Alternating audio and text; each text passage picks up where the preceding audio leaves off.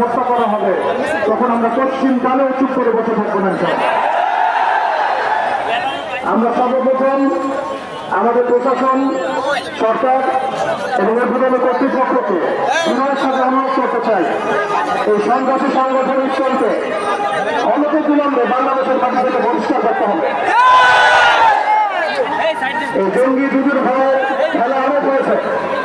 বাংলাদেশের মুসলিম শান্তিকামী মুসলিম, কিন্তু এমন কোন পদক্ষেপ আপনারা নিতে যাবেন না বা ভুল করবেন না যাতে বাংলার তাওহীদি জনগণ আবারও জেগে ওঠে। আমরা আল্লাহর কসম করে বলছি, যদি বাংলাদেশের তাওহীদি জনগণ একটা বার জেগে ওঠে, এর আগের মানুষ যাতে পালানোর পথ পেয়েছে, আপনারা কিন্তু পালানোর পথে পাবেন না ইনশাআল্লাহ। আমরা উগ্রতার পথ বেছে নেব না, আমরা শান্তির পথ বেছে নেব ঠিকই, আমরা ধৈর্য নেব ঠিকই, কিন্তু আর কতজন ভাই মারা গেলে আমাদের হুঁশ ফিরবে? আর কতজন ভাই মারা গেলে আমাদের হুঁশ ফিরবে?